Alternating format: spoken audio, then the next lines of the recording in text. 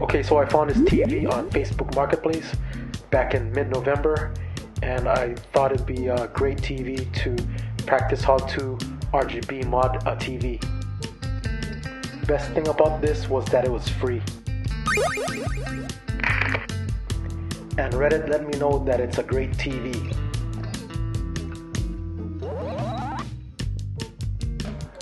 So basically, when you're RGB modding a TV, what you're doing is hijacking the RGB circuitry for the on-screen display, or OSD. So instead of displaying the RGB signal from the OSD, it'll display the game console's RGB signal. Not all TVs are moddable through these means, so acquire the service manual to find out. This is the service manual for my particular TV, which is a 20-inch JVC D-Series. Go to the schematics for the main board, and now look for the Micron or microcomputer and the jungle chip or chroma chip. Taking a look at this block diagram from the same service manual, you can see that the OSD RGB signal is sent from the microcomputer, which is labeled IC701, to IC101, which is the jungle chip or chroma chip. The chroma chip basically does the processing for the RGB signal.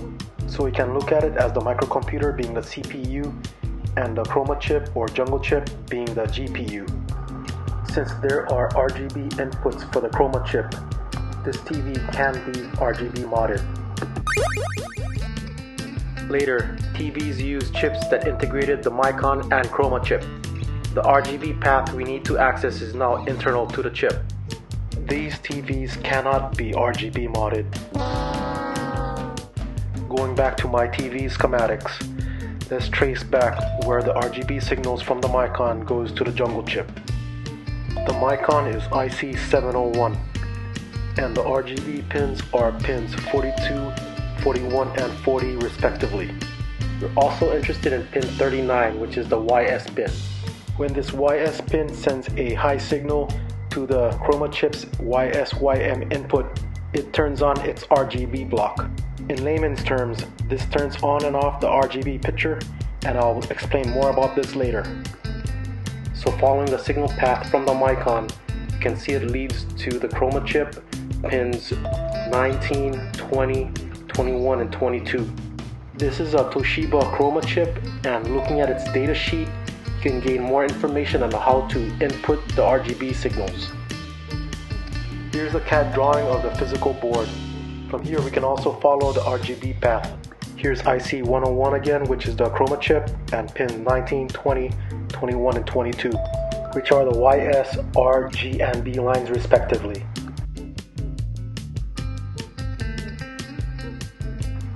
From there, the RGB lines run through these 0.1 microfarad capacitors. This capacitor is mounted on the top side of the board and can be ignored. Here's what this section looks like on the actual board. From there, the signal goes all the way to these jumper wires, which crosses the signal over these horizontal traces. I'll look at the top side of the board. Notice the jumper wires are labeled W214, W177, W178, and W026.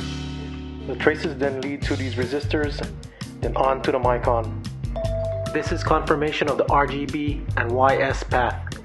Knowing this, the perfect place to insert our RGB signal from our console instead of the one from the Micron is at these jumpers. The RGB and YS signals run in this direction from the Micron to the chroma chip. We can then cut or remove these jumpers instead of cutting traces on the board. The RGB signals from our game console can now be inserted at this point to the chroma chip, while 5 volts will be needed at this point here to input 5 volts into the YSYM input pin of the chroma chip. So now we can begin partial teardown by removing the specified screws. Once the easily located screws are removed, pull the rear cover straight back, avoiding the tube neck. Now for the exciting part, discharging the CRT. Sony recommends to short the anode to the ground strap with a specialized tool instead of a screwdriver. This is Orion's recommended way to discharge the CRT and remove the anode cap. They recommend using a screwdriver, grounding the anode to ground using a cable attached with alligator clips, along with their recommended way to remove the anode cap. I'm going to use this instruction from Orion because JVC does not have instruction on how to discharge the CRT in their service manual. For the grounding strap, I just used an ESD wrist strap which already had an alligator clip at one end, and removed the button from the other end and soldered in another alligator clip. To not damage the red coating underneath the anode cap, it was recommended to file and smooth down the screwdriver.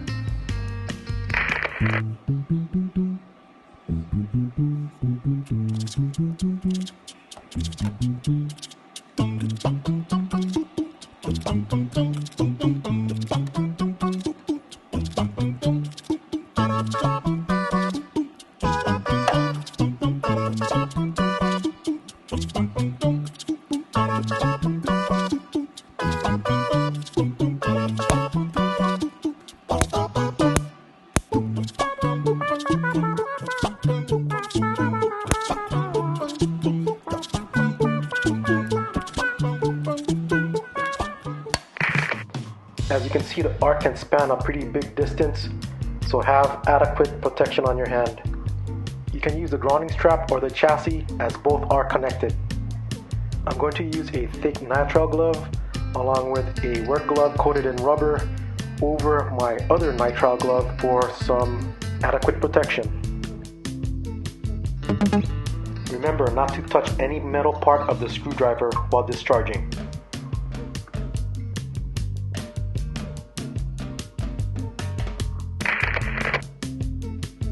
Here's a look at the various boards, which was a little bit dirty. First off, we're going to remove the power board by removing these three connectors.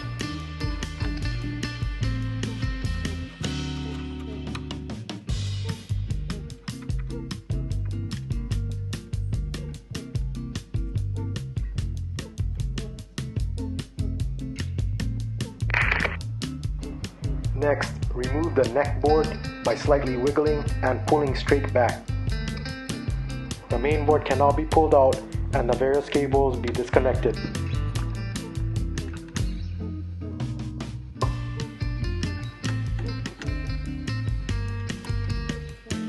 This ground wire connects to the neck board and is crimped to the ground strap and cannot be removed without desoldering. I chose to leave it in.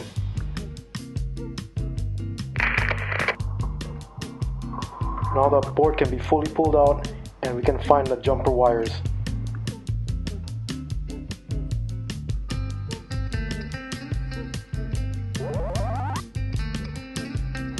I'm going to be soldering extension wires to these jumper wires intact because it's more stable before cutting. By the way, it's a good idea to clean the surface before soldering. Use isopropyl alcohol to clean and use flux to make the soldering process easier. Also, it's important to note that we're looking at the board upside down, so the upper through holes lead to the chroma jungle while the bottom through holes lead to the micon. So we need to feed 5 volts R, G, and B respectively into the upper part of the jumper wires.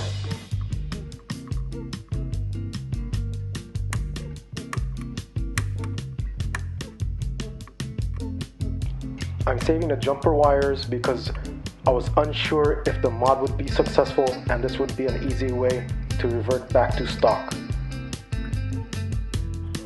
I'm using Kapton tape here as a means for strain relief. Now we need to find a 5 volt source.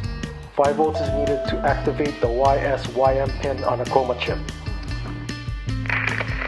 To find our 5 volt source, look in this section of the board. Here you'll find a 5 volt regulator.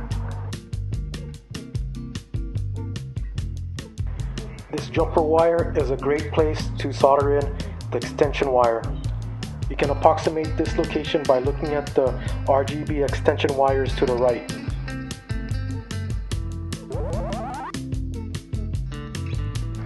All video sources need a sync signal, and we're going to be using the composite input to input our sync signal. Here I'm wiring ground. This ground sleeve on this RCA jack is also common ground. And now more Kapton tape for strain relief. By the way, instead of soldering breakout cables to RCA jacks, you can build an RCA breakout cable. All these wires are going to be connected to a breadboard for testing. And before we plug in the TV, just go over the safety precautions on the service manual. Take note of bulletin number 4. I do not have an isolation transformer, so I do all the modification work with the TV cold or unplugged. Just take note that when the TV is on, do not touch the exposed circuitry of the TV, and you should be fine. And here the 5 volts is confirmed on the 5 volt line. All that's being done here is that the RGB signals from the console is being fed into the RGB inputs of the chroma chip. Also, the YSYM input pin on the chroma chip is being fed 5 volts. By the way, you're gonna need an RGB and sound breakout cable coming from your console. This particular one is an 8-pin mini-DIN connector used for the Framemeister, but you're probably gonna need a JP21 or SCART connector. I use JP21 RGB cables for my consoles, but SCART cables are exactly the same but wired differently. So get some SCART sockets from your favorite online store. Damn, a 10-pack was just $8 a couple weeks ago. Now find the pinout information for your particular RGB cable. RGB cables has ground and 6 signals, which is red, green, blue, sync, audio right, and audio left. Now attach wires according to the previous chart on the back side of the socket. For the wire, I use 24 gauge silicone jacketed wire. This is how I built my new breakout cable. Everything is color coded, and I separated the audio and video lines. For the pins, I use DuPont connectors. So here's the breakout cable connected to the breadboard. Again, everything is color coded.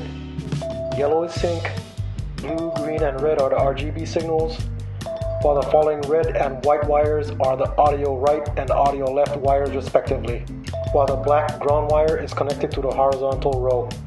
The breadboard rows and columns are internally connected, so you connect 2 wires by placing them in the same row or column. Here's an example using color-coded breakout wires from the main board of an Orion TV. Just plug in the corresponding wires from the main board to the wires on the breakout cable that's on the breadboard. Notice I don't have audio wires coming from this main board. Also, the 2 white wires next to each other are the YSYM pin and also the 5 volt line. When the 2 wires are connected, the RGB lines are activated. So yeah, let's see this in action. Again, I'm connecting the 5 volt line and also the YSYM pin from the chroma chip that's on these white wires together on this breadboard. You can see here the picture is too bright and there's noise. But this proves that adding 5 volts to the YSYM pin on the chroma chip activates its RGB inputs. If the picture is too bright and there's some noise, adding 75 ohm resistors to the sync and RGB lines terminated to ground will usually solve the problem. This is the reason why you break out the signals to a breadboard, so you can easily add or subtract components to the circuit. I've also added breakout wires to the Micon's RGB and YS output pins. This black wire here is the YS output pin. I'm going to explore the differences between YS and YM. Here, I've connected the YSYM output pin from the Micon to the YSYM input pin of the chroma chip, but I've left the RGB output from the console. Pressing either the channel or volume buttons activates YM RGB mode. It adds a mask and some transparencies, as you can see the game running under the transparent parts of the mask. YM mode is used to overlay text or even graphics over a picture, while YM switches between the picture and RGB. This TV goes full screen RGB when you press the menu button. So what are the exact values for the voltage needed to activate YS and YM? Well, let's find out. I'm opening the circuit so I can measure voltage. I'm putting my test leads to the YS-YM output pin of the Micon and the other test lead to ground. Then pressing either the volume or channel button should give us the YM voltage. So you can see here, the Micon is outputting 72 millivolts to activate YM mode. And if you're getting a negative reading on your digital multimeter, just switch around your test leads.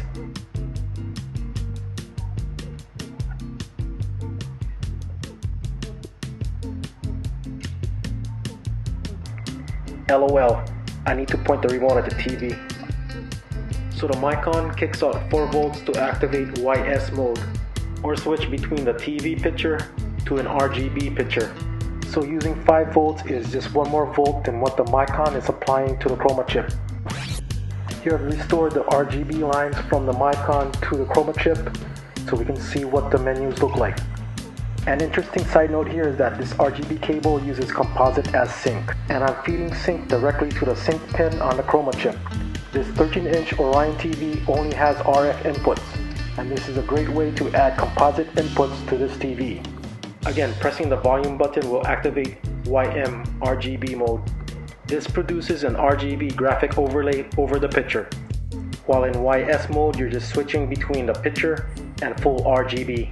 Or more accurately, it dims the picture and outputs RGB without transparencies.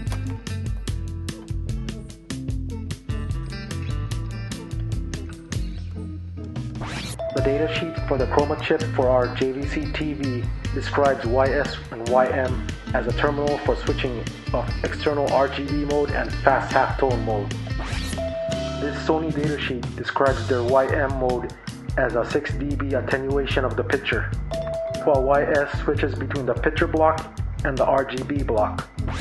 This Panasonic chroma chip datasheet shows the YS and YM minimum voltage for them to turn on. The chroma chip from this JVC D-Series TV is a TB1253N. While not exactly the same, the specs should be similar. If you're worried that the 5 volts is too much for the YS-YM pin, the datasheet states that the maximum input voltage is VCC plus 0.3 volts. VCC for the RGB block is 9 volts, so the maximum input voltage for the RGB lines are 9.3 volts, making the 5 volts I'm using more than safe. Also encouraging is that the RGB and YS-YM input pins are not included with this group of ESD vulnerable pins. With all that explanation done, we can now proceed to the final wiring of the main board. The jumpers can now be fully removed.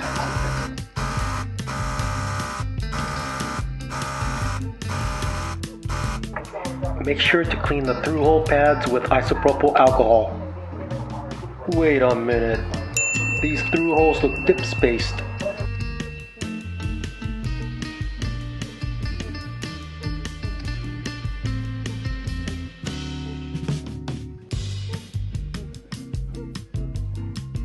Let's see if these headers fit.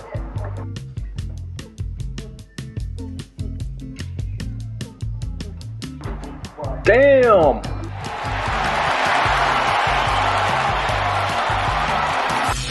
These header pins allows us to make and use easily removable breakout cables. And later, a harness that makes accessing the board a whole lot easier.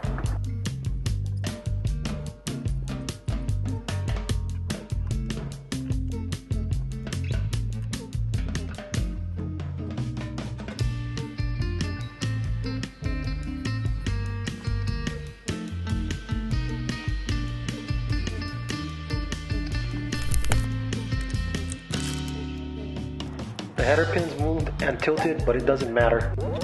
Next, we're building harnesses for the Micon and chroma chip. Get some of these DuPont connectors which are dip spaced. 24 gauge silicone wire is just the right size and also very flexible and supple. And also, it has outstanding heat resistance.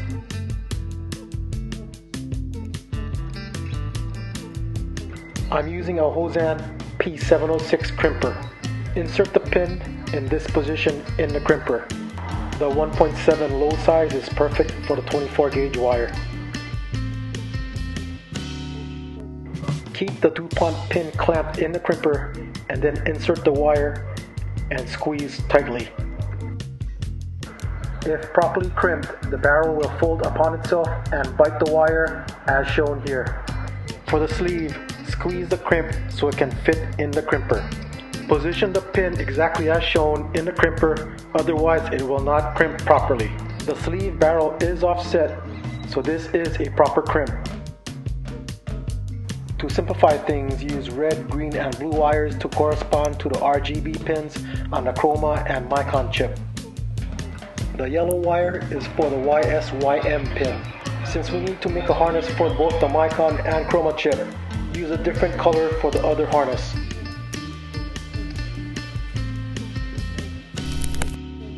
In the end, I decided to separate the RGB pins from the YSYM pin because some boards have them separated.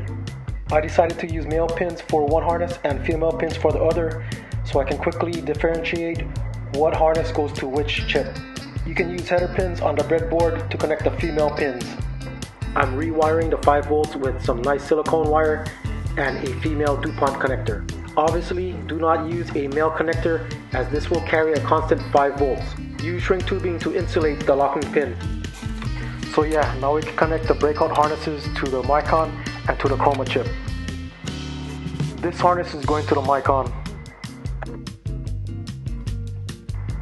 while this harness with the white wire going to the YSYM pin goes to the chroma chip. This single wire harness for the 5 volts was built off camera and you'll need to make one. For the sync, ground, and audio left and right signals, you can choose to make these harnesses with male RCA jacks, or you can cheap out and hack a cheap composite AV cable. This one was pretty cool. Each line had its own ground wire. Check out how clean that one RCA jack is. Once the sandpaper gets out of the way. Anyways, use 1500 to 2000 grit sandpaper. The main board can now be slid back in. Make sure the harnesses are not contacting the CRT, as a CRT produces a lot of static. We can now turn our attention to the various connections to the breadboard. First, connect your console's RGB breakout cable.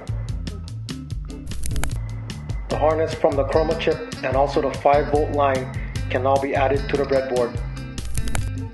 Ground, sync, the audio left and right signals can now be added to the breadboard via this RCA cable. Sync is being hooked up to the rear composite input. Lastly, the console's RGB cable can now be added. Switch this bad boy on.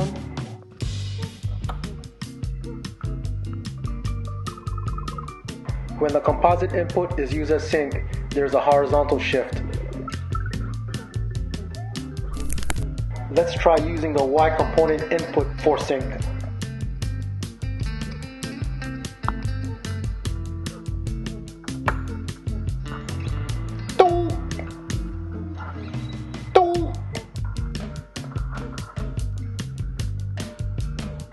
Yeah, much better. Now the horizontal shift issues has been resolved. This RGB cable uses composite video as sync. Looks pretty good. Now that I've confirmed a working video and audio, we can finalize the work on the main board. Look in this section of the bottom of the board. We're going to solder in the connection for sync, audio right, audio left, and ground. We are wiring these signals and ground to the component RCA inputs. Wire in the breakout harness going through the hole on the board. Use a 4-pin DuPont housing for a connector using female DuPont pins. Always verify your connections using the furthest and closest points. It'll save you from the hassle of troubleshooting when the final installation is done. With all the work done to the main board, let's recap what was done. This is the 5 volt line needed for the YSYM input pin of the chroma chip. This is the sync, ground, and audio harness wired into the component RCA inputs on the bottom of the board. And finally, the header is installed for the micron and chroma chips. Look for your desired location for your switch. What the switch does is toggle between stock normal mode and modded RGB mode.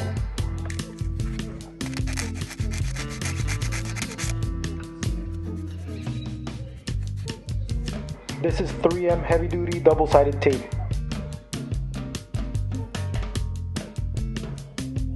Strong enough to hold on my Blitz spoiler. I chose this switch because it's small and discreet, but the plunger is really meant to hold a cap, like the cap on a Dreamcast power button. When searching for a switch, look for a 4-hole double throw or a 4-hole 2-throw switch. Make sure you have the right one by verifying it has 12 pins.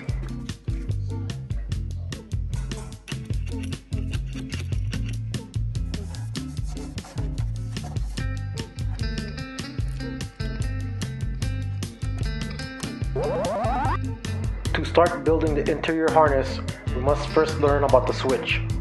The 12 pins are divided into 4 groups of 3. Each group, as designated by the colors, will have a common or output pin.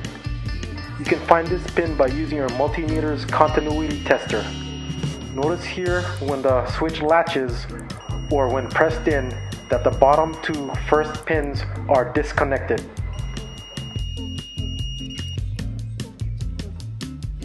And the opposite is true for the bottom 2nd and 3rd pins. These pins now connect when the switch is latched or when the plunger is pressed in. Notice the 2nd pin from the bottom, or the pin with the black lead, is needed for both instances. This is your common or output pin. In fact, all the middle pins of the colored groups are output or common pins. I'll designate this the B subgroup, and the input pins of the chroma chip needs to be connected to these pins. Solder your corresponding colored wire to the switch. So use a red wire for 1B, a green wire for 2B, and so on. The other end of the wire goes to a 4-pin DuPont connector so you can connect them on the header pins. Here's the wires soldered in to the middle pin of each group. Then wire your DuPont connector on the other end in the color sequence as shown in the chroma header. Make this YS pin yellow.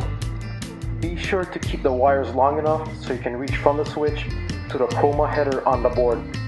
Now cut the same length wire and make your 4-pin DuPont connector with the same color sequence as the Micon header. But this time instead use black for the YS wire. This is how you'll identify which DuPont connector goes to which header. Now solder the other end of the Micon sub-harness to either the A group or the C group. If you want the TV in normal mode with the switch in the off position, connect the Micon wires to the A group. However, if you want the TV in RGB mode with the switch in the off position, connect the Micon wires to the C group. The same colored wires should be next to each other except for the black and yellow wires for the YS pins in the yellow group. The last remaining letter group will have the RGB signals from the SCART connector. Paired with them will be the plus 5 volts. It should be obvious that it goes into the yellow group. To recap, the pins on the switch are divided into these colored groups. All red signals go to the red group, all green signals go to the green group, all blue signals go to the blue group. The yellow group will have the YS pins and a plus 5 volts. These middle common pins or output pins lead to the chroma header. Wire the Micon signals to either the A group or the C group relative to the switch position and either normal mode or RGB mode. Connect the RGB signals from the SCART connector. The last remaining pin connects to 5 volts. Lastly, the sync, ground, and audio signals from the SCART connector connects to this harness that we made earlier that connects the signals to the board. So your harness should look something like this. Need toilet paper. By the way, there's a lot of wires because I wired up all the ground pins. Also, you can use shrink tubing to make your harness look fancy schmancy. These run to the Micon and chroma chip and also the 5 volts. Notice the yellow and black wires for the YS-YM pins. Makes identifying what connector goes to what header quick and easy. This connects the sync, ground, and audio signals. By the way, make sure to shrink tube the connector, as the connector will be floating and there's the exposed locking tabs. Here's our switch all shrink tubed up. Google your SCART or JP21 pinouts to find out what the additional ground pins are. You can find these tie-down bases at Lowe's.